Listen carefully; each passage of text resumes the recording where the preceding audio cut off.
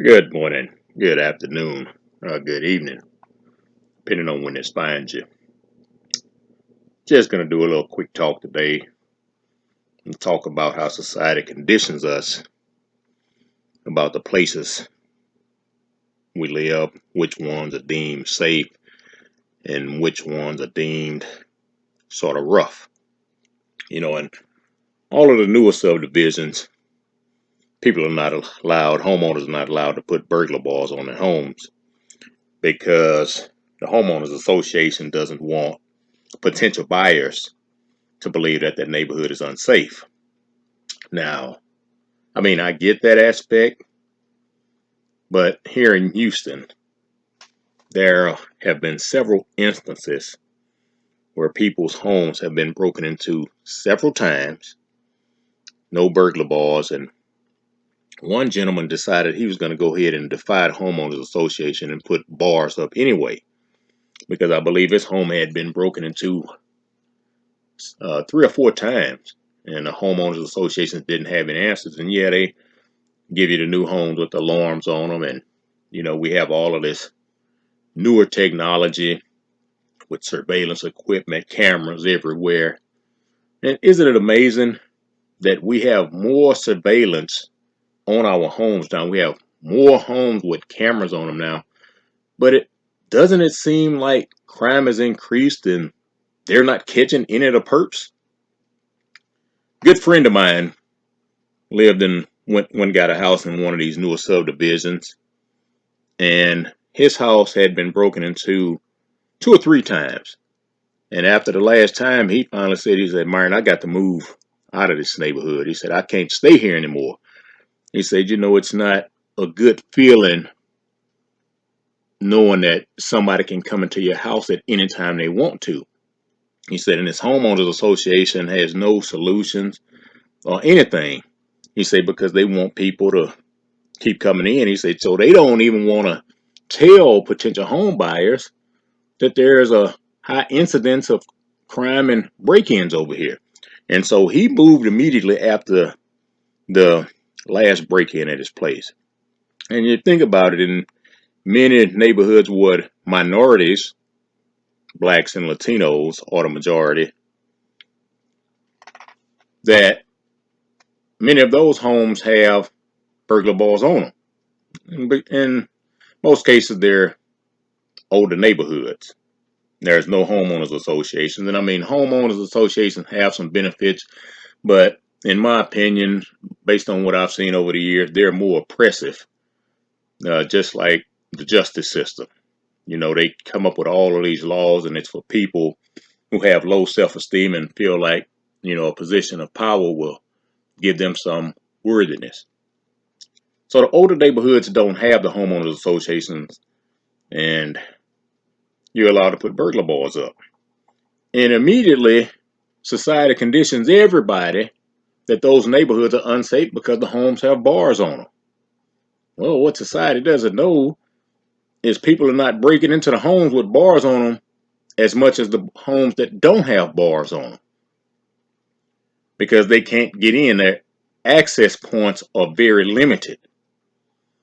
And so those, what we would consider poor or lower class neighborhoods, don't have the crime that these larger neighborhoods have. These newer, I'm not going to say larger, I'll say newer, more so-called prominent neighborhoods have. Am I saying having a home in a new neighborhood is a bad thing? No, not at all. Most people desire a better home or a newer home or a new home. I'm not saying anything wrong with that, but I believe when you spend your money to go and buy something that you supposedly own, why give another entity the right to tell you what you can do with something you own? Because that's all homeowners associations are.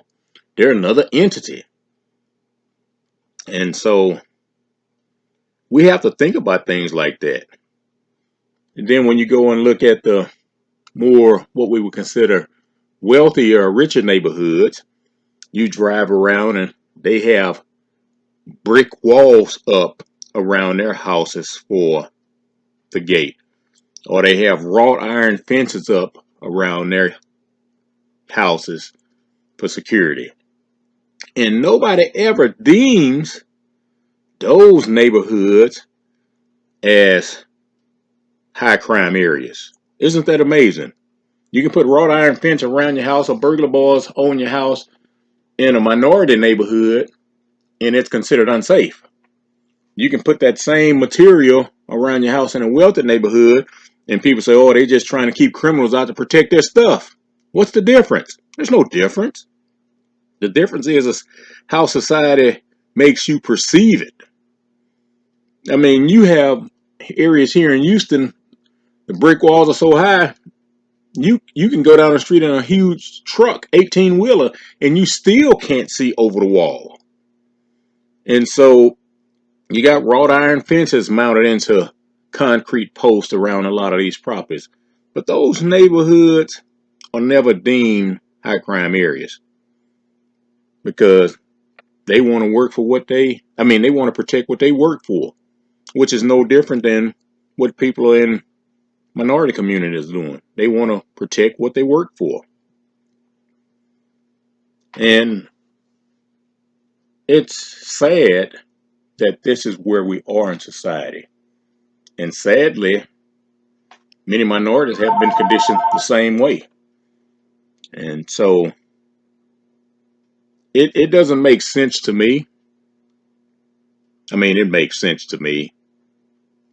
But like I said, the homeowners associations do provide some benefits because you don't want people parking their cars all across the yard.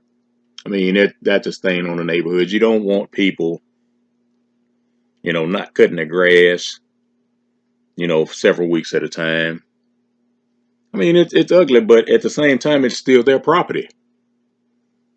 And had we had a homeowners association at one period, I'd have got ticketed several times because my yard man wasn't showing up on a consistent basis. And, 6 weeks, 8 weeks, 9 weeks. That's how often he was showing up. And, every time I call, Mr. Jones, I'm going to get to you. I just been so busy. I've been sick. Every time I called him, it was always an excuse.